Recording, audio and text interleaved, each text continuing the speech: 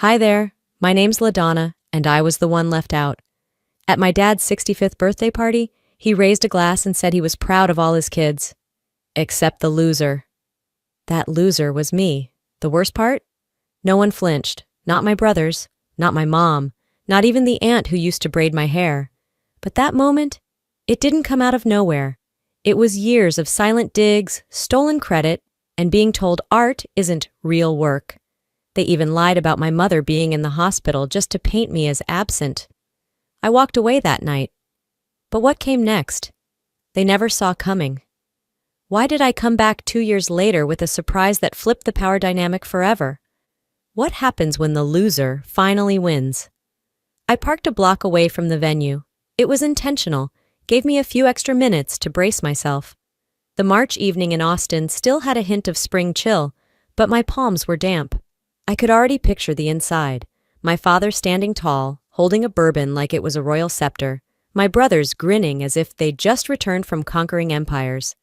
I'd been invited, of course. Politeness demanded it. But I knew damn well I wasn't expected to show. When I stepped into the event space, a private rental near the Capitol, all exposed brick and gold-accented chandeliers, the laughter hit first. Loud, unapologetic, familiar. People in crisp suits and pastel cocktail dresses buzzed around tables lined with steak and scallops. I scanned for a familiar face. Carver was across the room, holding court with 3 men in tailored suits. Colby leaned against the bar, sipping whiskey, whispering something that made a younger woman shriek with laughter. No one noticed me. No one said hi. Until they did. A server pointed me toward the family table, long and white-clothed at the far end of the room. I walked slowly, not wanting to seem eager. Lester, the man I once called Dad without flinching, was seated at the head naturally.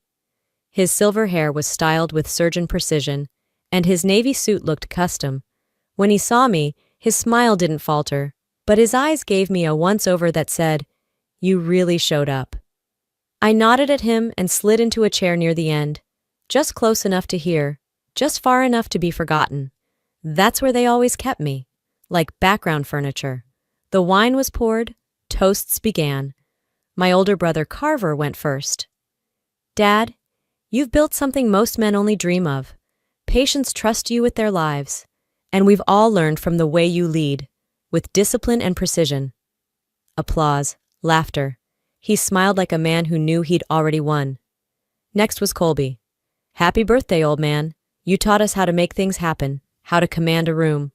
Your legacy is right here," he said, gesturing at himself. "Your sons." The clinking of glasses. More laughter.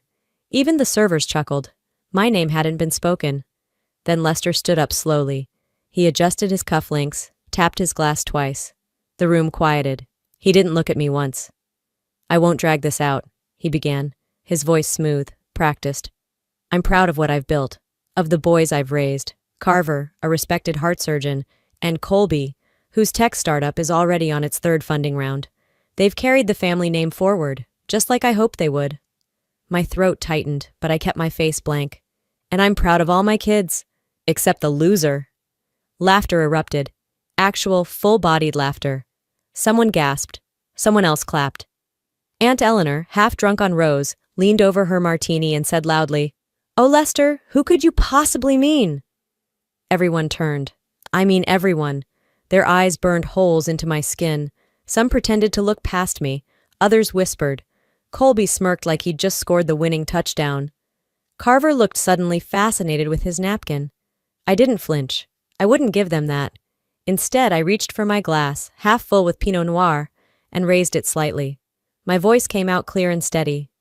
"Thank you, Dad. I needed the reminder." His smile cracked, just slightly. I didn't wait for dessert. I stood. No one moved to stop me.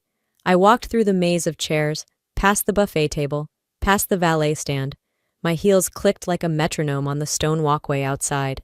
The moment I hit the sidewalk, I exhaled.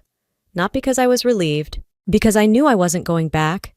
Not to that table, not to that dynamic, not to that house where silence was louder than screams. I didn't cry.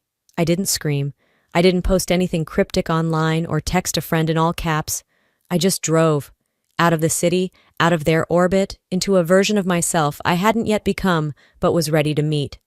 They called me the loser. They were about to find out what losing really meant. By the time I made it back to my apartment, the city had quieted into that strange in-between hush, after bars close, before garbage trucks start their rounds. I kicked off my shoes, left them in the hallway, and dropped my keys onto the counter without turning on the lights. The space was dim, familiar, safe. I changed into a t-shirt, pulled my hair back, and sat on the edge of my bed. That's when I heard it. 2 soft buzzes from my phone, still buried in my purse. I didn't want to check. My body already knew. The air changed. I fished it out, tapped the screen. The message glared at me under his name. Hope you've finally learned your place. No punctuation, just that, like he was giving a final grade. I stared at it for 5 minutes. 10. My thumb hovered over reply, but nothing came. Not anger, not even sadness. Just a kind of freezing stillness, not the peaceful kind. More like standing in the middle of a winter field, alone, wind biting through your coat, knowing no one's coming. I set the phone down, face down, let it hum again. I didn't care. Instead, I walked to the closet and pulled out a dusty box from the back shelf, the one marked old sketchbooks. Not even labeled properly, just scribbled in black marker during a move 5 years ago. I sat cross-legged on the floor and opened the top one, the corners still curled from age and neglect. The pages smelled like graphite, glue, and forgotten versions of me. And then, without warning, memory hit me like a door slamming shut. Senior year.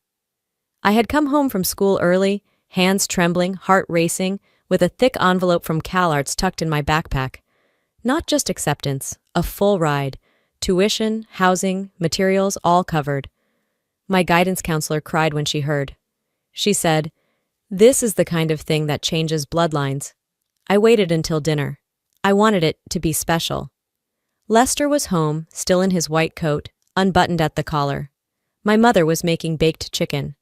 Carver was at the kitchen counter reading about new residency placements. Colby was watching something on his iPad with the volume up, as usual. I slid the envelope onto the table, careful, like it was sacred. "I got in," I said. "CalArts. Full scholarship." For a second, no one said anything. Then Lester picked it up, read the first line, and without a word, ripped it down the middle. Right there at the table. 2 neat halves. Then he dropped them into the trash like junk mail. "We don't raise dreamers in this house," he said. "We raise doctors." That was all. My mother didn't look at me.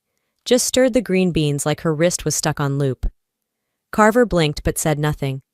Colby laughed, really laughed, and said, "Guess somebody's going to be sketching under bridges." That night, I didn't eat. I locked myself in my room, closed the blinds, and curled up on the floor. I didn't cry then either. I just stared at the ceiling and thought, this is what silence feels like. Cold, total, unwelcome. The next day, I stopped bringing my drawings home. When assignments required art portfolios, I left mine blank or lost. I stopped talking during dinner. I smiled politely. I learned to disappear in plain sight. At 14, I started babysitting neighborhood kids to earn money for art supplies. I hid the receipts. I kept everything in a shoebox under my bed. And still, they called me the lazy one. Back in the present, I flipped to a page in the sketchbook I'd been avoiding. The one with the half-drawn self-portrait I'd never finished. I looked older than I remembered. Harder. I picked up a pencil. Below the sketch, in clean lines, I wrote a single title. My Place. I started shading. The strokes were slow at first, deliberate, then faster. The tension in my shoulder melted into motion. The lines sharpened, shadows deepened. Somewhere between the jawline and collarbone, I realized I wasn't angry. I was reclaiming space. By the time I finished the first outline, the sun had started to rise behind the buildings. The city stretched itself awake, oblivious to the clarity forming in my hands. I set the pencil down, not because I was done, but because I'd started something. For the first time in years, I didn't need anyone's permission to take up room. I made coffee the slow way that morning, boiling water in the kettle, hand-grinding beans, pouring in a steady spiral like it mattered. Maybe it did. Maybe it was my way of holding on to something steady, something I could control. After I poured the last drop into my chipped mug, I sat by the window, sketchbook still open beside me. But my mind wasn't in the present. Not anymore, because no matter how many exhibitions I booked or how many pieces I sold, I could still hear his voice, clear as glass. It was a Thursday, senior year. We were halfway through dinner when Dad started his usual routine, doting on Carver, questioning Colby's stocks, measuring each of their futures like a portfolio. Then he turned to me. "So, what are you planning next year?" he asked, chewing slowly. I wiped my palms on my jeans under the table and looked up. "I want to go to CalArts," I said. "I want to be a concept artist." He froze, mid-bite, set his fork down, gently. The silence was immediate and cruel. "Art?" he said, not even blinking. "That's trash work. You'll be nothing." Colby burst out laughing. "She picked art because she couldn't pass chemistry," he said, elbowing Carver. "Let's be real." I didn't respond. I didn't have to. The look on Dad's face was worse than anything Colby could have come up with. It wasn't anger, it was contempt, pure and simple. Mom reached for the salt and mumbled, "Your father's only worried for your future." Worried. That word scraped. Not disappointed. Not furious. Just worried that I wouldn't fit the brand. That his daughter, the youngest, the soft-spoken one, would color outside the lines and embarrass the family name. I pushed my plate back and stood up. "I'm not hungry," I said. Dad didn't look up. Colby smirked. Carver never looked away from his glass. I remember going upstairs and sitting on my bedroom floor, back pressed against the door like it was the only thing keeping the world out. I pulled out my sketchbook and started to draw, not a portrait or a landscape, just jagged, dark shapes, angles, shadows, fury and heartbreak in pencil. I didn't have words, so I used lines. That night, something inside me changed. I stopped asking for permission. The next week, I applied to CalArts behind their backs. Every recommendation letter mailed from the school counselor's office. Every portfolio piece scanned at the public library. I forged my mother's signature on the FAFSA form, not out of rebellion, out of survival. Because I knew, if I didn't leave, if I didn't chase something that was mine, I'd disappear. And I was already halfway gone. Fast forward 12 years. Present-day Austin. A spring afternoon. I was standing inside my favorite art supply store. Small, independent, no frills. The smell of paint and sawdust always grounded me better than any therapy session ever had. I was browsing brushes when a young guy at the register glanced up. "Sorry," he said, squinting. "Are you LaDonna Bishop?" I turned, surprised. "My girlfriend's obsessed with art," he said. "She showed me your catalog from the Austin Contemporary. That charcoal piece with the broken window frame? Unreal." I smiled, polite but distant. "Thanks. That was a personal one."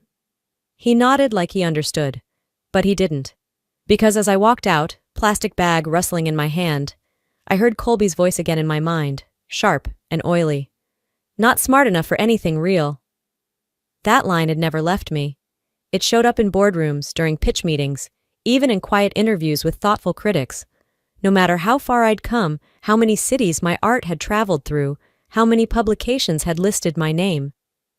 His voice still knew how to shrink me. I walked 2 more blocks before I stopped in front of a mural I'd painted last year, one of my first public commissions. I stared at it, hand on my hip, the wind brushing hair across my cheek. It was bold, bright, not perfect, but real. And yet, even standing in front of that proof, something inside me still whispered, what if they're right? The thing about family is they know exactly where the cracks are, because they helped make them. A week or so before my father's birthday party, we gathered for what was supposed to be a simple family dinner. The kind my mother insisted on planning a few times a year, hoping, desperately, that food and wine could fill the silence our name couldn't. It was early spring, and we met at a modern bistro off South Congress. The kind of place with linen napkins folded too precisely and overhead lighting that made every plate look like art. The irony didn't escape me. I arrived 10 minutes early. Rookie mistake. The hostess walked me past marble-top tables and couples on awkward dates to a long booth tucked near the kitchen. Dad was already seated, glass of Cabernet in hand. Carver and Colby flanked him, both in button-downs, phones on the table. Mom sat at the far end, adjusting her scarf like it could protect her from the conversation to come. No one stood when I walked in. Dad glanced up and said, "You look tired." Not hello, Not, I'm glad you came. Just that. Tired. I smiled anyway and slid into the seat across from Colby. Dinner moved quickly at first. Small talk, travel plans, a new surgical technique Carver was helping develop. The usual professional parade. I didn't say much. I wasn't sure if I was invited or included. It wasn't until the entrees arrived that Mom cleared her throat and gently, almost apologetically said, LaDonna had a gallery show last weekend. Her first solo. I saw some pictures online. It looked beautiful. My fork paused halfway to my mouth. She looked at me then, almost afraid, as if she'd done something brave. Colby gave a low whistle. Carver kept eating. Dad smirked, then raised his glass like he was offering a toast. I've doodled better things during surgeries, he said. That's what passes for art now? The words didn't land like a punch. They landed like a scalpel, precise, practiced, meant to slice clean. A few chuckles followed. Carver gave a tight smile. Colby grinned. I blinked. It was about identity, I said quietly, and silence. How families make noise by pretending not to see. Dad waved me off. You're still playing pretend, LaDonna. Grown adults don't color for a living. He laughed then, a full laugh, real, loud, free, the kind of laugh he never gave me. I stared at my plate, fingers curling around my napkin like it could anchor me. Then came Colby, of course. He leaned back, sipping his cocktail. Wait, he said, snapping his fingers. Didn't you paint that red and black abstract? I gave it to one of my investors last year. I froze. That was from my private sketch folder, I said slowly. Colby shrugged. Technically, you're my sister. Close enough. No, I said. You told him it was from your girlfriend. A silence fell over the table. Brief, awkward, intentional. Relax, he said, still smiling. You got the exposure, didn't you? Dad chuckled. If she's lucky, maybe next time he'll pay her in crayons. No one said a word in my defense. Not Mom, not Carver. Just more wine, more chewing, more shifting in their seats like I was the one ruining dinner. I felt the napkin tear in my hand. I hadn't even realized I was clutching it that hard. I didn't make a scene. I didn't yell or storm out. I waited until dessert menus were passed around, then quietly excused myself. In the Uber ride home, I stared out the window, replaying each word like a recording I hadn't asked for. They had taken everything they could. My ideas, my credit, my voice. That night, I unfollowed every sibling on social media, deleted the family group chat, blocked notifications from the shared calendar Mom still tried to update with birthdays and holiday dinners. Then I opened my laptop. Every file, every folder of art. Password locked, new names, backed up twice, uploaded to a secure cloud. Colby wouldn't steal from me again. Nobody would. They could laugh, they could dismiss. But that night I changed the rules. From that point forward, I would no longer explain, no longer apologize, no longer offer what hadn't been earned. They didn't even know it. But something inside me had just slammed shut. The week before the birthday party, I found myself sitting at Carver's oversized kitchen island, picking at a plate of fruit I hadn't asked for. It was a Sunday morning, one of those spring days in Austin where the sky looked filtered and the breeze pretended to be cooler than it was. Carver had invited the family for a planning brunch, though I knew better than to think my presence meant much. The real purpose was to finalize details for the upcoming hospital fundraiser gala, the one Dad was hosting to celebrate 35 years at his clinic. I wasn't surprised to see Dad arrive with printed agendas, nor when Colby brought a laptop and began sharing screen mock-ups for the event's donation portal. Carver poured everyone coffee like a polite robot, his eyes never meeting mine. Wendy, my mother, tried to smooth it all over with the softness she'd mastered through decades of being married to Lester Vaughn. Maybe LaDonna could design the poster? She said mid-sip, voice light but hopeful. Her work has that fresh feel. People remember color. The pause was deadly. Colby barked out a laugh. We're not doing a paint and sip night, Mom. Dad didn't even look up from the itinerary. We're raising money, not decorating a dorm wall. The words didn't sting. Not exactly. They curdled, like expired milk in the back of your throat. I stared at the walnut grain of the counter, willing myself not to react. I'd done this dance before. Let it slide. Keep the peace. Be the bigger person. But then, Without any fanfare, he twisted the knife. "You're 33, LaDonna," he said, flipping to the catering section of the packet. "You still rent. You don't own a home. You don't even own your work." My neck turned warm. My jaw clenched so tight I felt the bones grind. "That's enough, Dad." The silence that followed cracked the room in half. Everyone froze. Wendy's fork hovered mid-air. Colby raised both eyebrows. Carver set down his mug slowly. I hadn't said those words, those exact ones, since high school, since the last time he'd made me feel like nothing in front of everyone who mattered.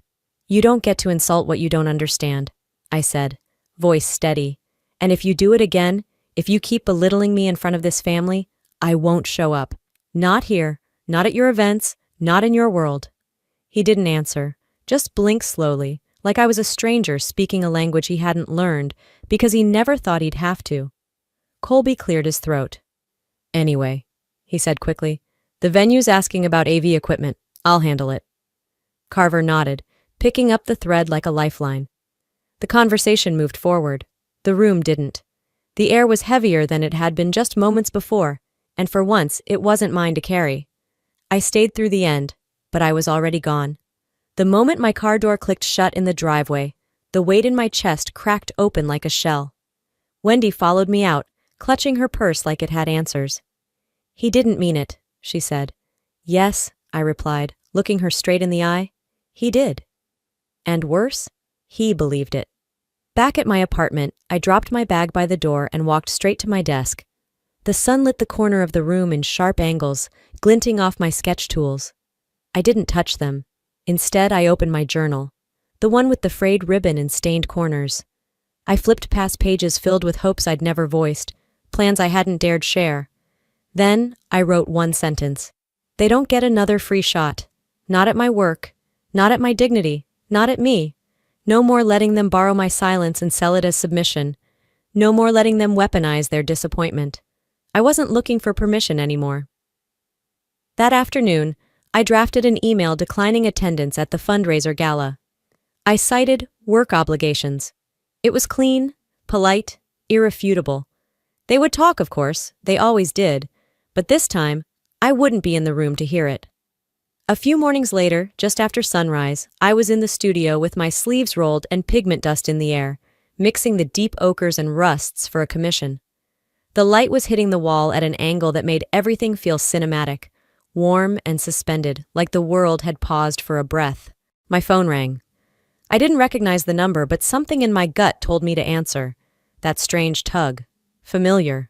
Uneasy. "Sweetheart." My mother's voice drifted through the speaker like she was speaking from the edge of a dream. Soft, careful, like she was trying not to disturb something fragile. "I just wanted to tell you in person," she said. "Your painting, the one with the red branches and gold overlay, it was selected for that cultural exhibit in Berlin. They called the house because they couldn't reach you." I froze, brush halfway to the palette. My breath hitched. I remembered that piece. Finished it at 2 a.m, working under lamplight. My hands cramped, eyes blurred. It wasn't a popular one online, too abstract, too jagged, but it meant something to me. That's great," I managed. The words felt distant, like I was reading them off a cue card. There was a pause, and then, that tonal shift in her voice I'd come to know too well, subtle but unmistakable. "Your father's here," she said, and the warmth drained from her tone like light down a drain. "He wanted to say something." A warning wrapped in politeness. Then he was on the line. "So I guess the Germans ran out of real artists," Lester said, his voice flat, sarcastic, bone dry. "Good for you, though. Bet that fake money spends just like real money, huh?" I didn't respond. Didn't twitch. I just let it land. "Just remember," he added, "those people love to check boxes. They don't care what's on the canvas, long as it fits the quota." I ended the call, not out of anger, but because I was done. There wasn't a single syllable left in me willing to play along with that script. I wasn't shocked. I wasn't even surprised. I was simply finished. That night, I packed 3 boxes. Only the essentials: hard drives, sketchbooks, canvases I couldn't replace, a chipped mug I'd bought during my first solo trip. I canceled my family's data sharing plan, changed passwords. I created a new business email using the name I'd used back in college, an alias I'd once adopted to submit to galleries anonymously, to avoid judgment linked to my last name. By sunrise, I had deleted myself from every family contact thread. Group chats, planning chains, calendar invites, shared cloud folders. Gone. No goodbye, no theatrics, just absence. The following day, I toured a one-room loft on the east side. Brick walls, old pipes, no central air. But the windows were wide, and the light poured in like hope. I didn't even finish the full walkthrough. I signed the lease on the spot. That night, I grabbed tacos from a food truck and sat on the cold concrete stoop of my new studio, dinner warming my lap. The city moved around me like a living thing, traffic lights blinking their slow rhythm, dogs barking from balconies, someone laughing hard from a rooftop nearby. My phone buzzed. Wendy, Mom. Call me when you get a chance. I know you're upset. Just want to hear your voice. I stared at the message, the cursor blinking, waiting. I didn't reply. Not because I hated her, not because I was punishing her, but because I knew what would happen. I'd hear her voice. I'd remember the softness. I'd feel the pull again. And I'd fold. And this time, I couldn't afford softness. Not now. The next 2 weeks passed in deliberate silence. No posts, no stories, no curated quotes about boundaries or rebirth. I didn't need the world to see my peace. I just needed to live it. I repainted old works I'd abandoned months ago. I walked unfamiliar streets with no headphones, just ambient noise and my own breath. I drank burnt coffee at corner cafes and made awkward small talk with baristas who didn't know my last name. I accepted a collaboration offer from a young sculptor who didn't care about where I'd come from, just where I wanted to go. The silence wasn't loneliness. It was space. Mine. In permanent marker, thick and unapologetic, I scrawled a single sentence across the raw plaster of my new studio wall. I don't owe them access just because we share blood. That was my anchor. Wendy called 3 more times. I let each one go to voicemail. Her tone changed slowly. At first it was gentle, then pleading, then quiet. The last voicemail she left was only 9 seconds long. Just breath, no words. Eventually, even the silence stopped coming. And then, one evening as I was priming a new canvas, it hit me. Not with drama, not with ache, but with clarity. I didn't need to win the argument. I didn't need to explain myself, or justify the path I chose, or perform success like a medal ceremony. I didn't need to offer closure to people who built their comfort on my silence. What I needed was distance. Real, unspoken, unreversible distance. So I disappeared, not to hide, but to become who I was always meant to be, without interruption. 2 years passed in silence. No holiday visits, no surprise phone calls, no accidental run-ins. The distance I'd built between me and them wasn't just emotional, it was surgical. Then, in early spring, a square white envelope slipped through the mail slot of my studio. It was from my mother. No frills, just clean black ink on cream cardstock. Lester Thomas Bennett turned 65. Join us in celebrating his legacy. At the bottom, in her handwriting, you don't have to speak, just come. For once I didn't overthink. I texted back, I'll be there. The country club sat 30 minutes outside the city. Too far to walk, too close to ignore. I wore a sleek black dress and heels sharp enough to slice tension. My hair was pinned back with minimalist precision. No statement necklace, no dramatic eye, just me, just clean. I arrived alone. As I stepped through the grand glass doors, a ripple passed through the guests like someone had opened a window during a sermon. People turned. Some blinked like they were seeing a ghost. Others looked away like they'd just been caught staring. Colby was at the bar, retelling a story for the 3rd time, judging by the bartender's bored smile. Carver stood with a cluster of administrators, laughing too loud. Wendy sat near the front table, smiling a little too quickly when she saw me. Lester held court near the center of the room, drink in hand, posture straight, charisma oozing off him like too much cologne. I made my way to the edge of the room. I didn't greet. I didn't explain. I watched. The night unfolded with painful familiarity, toasts, laughter, a slideshow featuring family photos, none of which included me. A few people whispered. Someone near the back asked, "Didn't she move out of the country or something?" At some point, Lester raised his glass. "I've had the honor of working with brilliant people and raising exceptional sons. This life, it's been more than I deserve." The crowd clapped. I waited. Then I stood. "I brought something." The room quieted like someone had hit mute. Colby blinked. Carver's jaw flexed. Wendy's fingers clutched her napkin. I reached into my clutch and pulled out a slim black envelope, walked calmly to Lester, extended it. He took it with a smile that didn't quite reach his eyes. He opened the flap, pulled out the document, scanned the heading. I watched it happen, the unraveling, the twitch at the corner of his mouth, the muscle jumping along his temple. This can't be right." "It's correct," I said. "Effective last week, I now own the property at 1180 Blakewood Avenue." Silence. "That's where my office is," he muttered. I nodded once. "It is." He turned toward the crowd, then back to me, voice tight. "You bought the building?" "No, my studio bought it. LaDonna and Frame, my company. We worked with an international arts endowment. They needed tax shelter. I needed leverage." Carver sat down, visibly pale. Colby looked like he'd swallowed a cherry pit. Lester's eyes scanned the paper again. "You're bluffing." I leaned in just enough for only him to hear. 2 years ago, you said you cut me off. I just made sure it was mutual." I didn't wait for applause. I didn't raise my voice. I turned and walked out. The valet recognized me from a mural I'd painted nearby. He handed me my keys without a word, only a smile that didn't ask questions. As I drove down the gravel path and away from the estate, I didn't look back, not once. Because power, I'd learned, isn't always about yelling louder. Sometimes, it's about waiting long enough to speak when it finally matters. They didn't listen when I begged. They didn't hear me when I warned. But now, if they couldn't hear me when I was quiet, they'd feel me now that I was loud. I parked outside my studio just after 9. Gravel crunched beneath the tires as I shifted into park, but in my mind, it was still his voice I heard. Lester, my father. The last words he spoke echoing like a curse that wouldn't lift. "I'm proud of all my kids, except the loser." He didn't even flinch. Just said it like it was fact, a casual wound. The party hadn't even hit dessert yet. My sisters in jewel-toned dresses, their kids running around with cake-stained fingers, and Dad holding court at the head of the patio table like some retired king surveying his legacy. Except for me. I left before anyone could say my name again, before they could follow up that moment with something worse.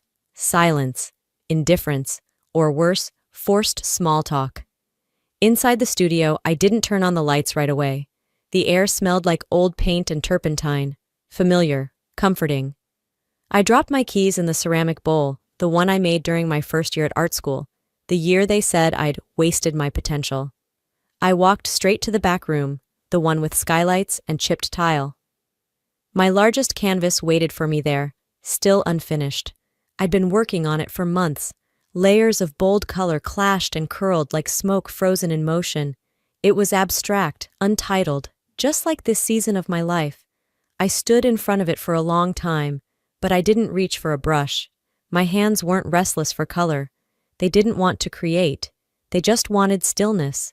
The kind of stillness that doesn't demand anything, doesn't ask you to smile or explain, doesn't care if you're winning. So I sat, on the old wooden stool with the cracked vinyl seat that wobbled slightly. I stared at the canvas, or maybe through it, letting silence stretch around me like a weighted blanket. That night, I didn't paint. I let the ache settle, let it live with me.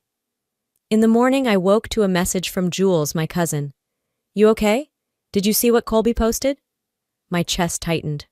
Colby, of course. My brother, the family's golden boy, MD, MBA, and MVP of Dad's imaginary scoreboard. I hadn't seen it. I hadn't checked the family group chat in months. She sent a screenshot. "Guess she can show up to parties, but not when Mom's in the hospital. Funny timing." The words landed like a punch to the ribs. I sat up in bed, heart pounding. Hospital? My fingers trembled as I opened old threads. No missed calls, no messages, no voicemails, just digital silence where concern should have lived. They didn't tell me. They'd chosen not to. This wasn't just neglect. It was intentional. Colby's message wasn't just a jab, it was a narrative, one he expected everyone to believe, that I'd skipped the hospital, that I'd chosen art over blood, sabotage disguised as concern. I messaged him directly. Don't rewrite history just because the truth doesn't serve you. Message sent, delivered, read, no reply, classic. It wasn't just about being hurt, it was about being erased, rewritten as the careless one, the selfish one, the loser who didn't show up when it mattered. Around 1:15 a.m., the phone rang. Not Colby, not Dad. It was her. Wendy, my mother. I let it ring twice before answering. She didn't greet me, just breathed. Then finally she said, I knew you weren't wrong. Her voice cracked, soft and exposed, like it hadn't spoken truth in years. I wasn't strong enough. She didn't give excuses, didn't try to undo the past with reasons. She just laid it out, naked and plain. You deserved better, she said. But I didn't know how to give it to you. I froze. Every time you talked, I froze. I thought silence was safer. I let her speak. For once, I didn't rush to fill the space. You reached out so many times, she whispered, almost ashamed. And every time I chose keeping peace over standing beside you. I held the phone tight, felt the words root in old wounds, not hurting, but softening. I don't hate you, I said, but I had to choose peace too. For myself. She started crying. Not loud, not dramatic, just real. I didn't cry. Not because I wasn't moved, but because I'd already wept enough for this story, years ago, in college dorms, in rented apartments, in the back of cabs after rejection letters, but something about her words landed, not as a fix, but a closing, a seam stitched, an edge softened. When we hung up, I placed the phone face down. I didn't check messages. I didn't open the news feed. I just turned off the light. And for the first time in a long time, I slept. Deep and unbothered. Not because everything had been healed, but because something had finally been faced. And sometimes, that's what healing actually looks like. Not applause, not approval, just finally being seen, for real, even if only once. 3 weeks later, the sunlight pouring through my studio windows felt warmer than it should have in late March. Maybe it was the way the glass had been cleaned twice over, or maybe it was the smell of fresh white paint on the walls that made everything feel less heavy. I stood in the middle of my gallery space, now officially mine, not rented, not borrowed. My name was etched on the front window in gold vinyl. Beneath it, Contemporary Concepts vertical bar LaDonna Wren. That day, I didn't flinch when people said my name out loud. I owned it, in every sense.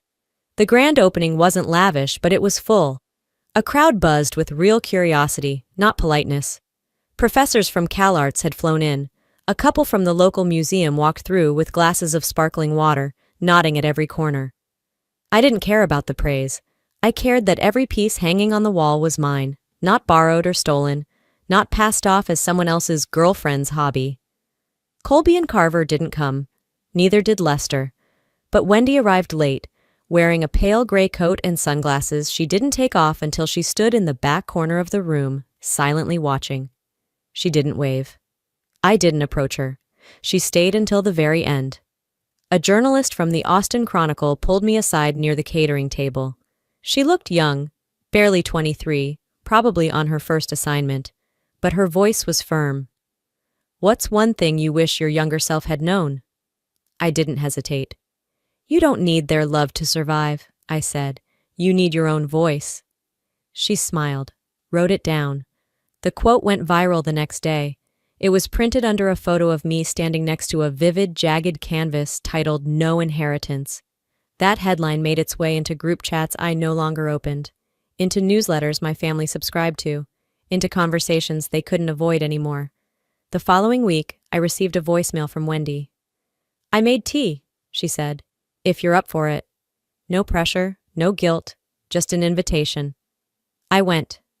Her house was quieter than I remembered, not the kind of silence that screams, but the kind that rests. Books lined the shelves I used to dust. She didn't try to fill the quiet. She poured chamomile into 2 ceramic mugs and handed me one. We sat across from each other like 2 women who once knew how to be mother and daughter, but were just now learning how to speak as equals. I read the article, she finally said. I nodded. Let the steam from the tea curl between us. I've wanted to say something for a long time, she whispered, but I didn't know how to start. She looked me straight in the eye. I'm sorry, she said. I know you're not like them, and I never should have tried to make you be. It wasn't loud. It wasn't grand, but it cracked something open. You were never the problem, she added. I just didn't know how to protect you. I set the mug down gently. I'm not asking you to fix it, I told her. I just needed someone to see me. And for the first time, I think she did. We talked about small things after that. Her garden, the neighbor's new dog, a painting she saw once in Santa Fe that reminded her of one of mine. We didn't touch the big topics again. They didn't need to be dissected. Before I left, she handed me a paper bag with fresh rosemary from her backyard. For your windowsill, she said. On the way out, I stood on the porch for a second too long, not to look back, but to let it settle. I didn't take the long way home. I drove straight to the studio, unlocked the front, and opened the windows. The air that came in was brisk and clean. Around sunset, my phone buzzed, a number I recognized but hadn't saved in a long time. Lester. The message was short. I don't know who you are anymore. I stared at it for a full minute, then deleted it. At the next red light, I caught my reflection in the rearview mirror. I do, I said. And that was the point. Some stories don't end with forgiveness. They end with freedom. Looking back, I used to think being loved meant being accepted unconditionally, that if I just worked harder, explained clearer, stayed quieter, maybe they'd come around. But here's what I know now. Love without respect is not love. Silence might protect your peace, but your truth deserves space too. And sometimes, family isn't who raised you, it's who rises with you. I'm not the loser they once named. I'm the woman who refused to stay in the box they built. And if you're watching this, maybe you felt boxed in too. So here's what I'd say to you. You are not selfish for choosing your mental health. You are not weak for walking away. You are not wrong for redefining family. You are allowed to outgrow the version of you that made others comfortable. Now I'd love to hear from you. Have you ever had to walk away to finally be seen? What's one thing you wish you could say to the version of you who stayed too long? Drop your thoughts in the comments below. I read every one of them. And hey, if this story touched you, made you feel less alone, or reminded you of your own strength, comment 1 to let me know you're here. Tell me where you're watching from. I'd love to connect. Or even if this story didn't speak to you, let me know why. Your voice matters too. And don't forget, subscribe if you want more stories like this. Raw, real, and written from the heart. Let's keep growing, healing, and reclaiming our power together.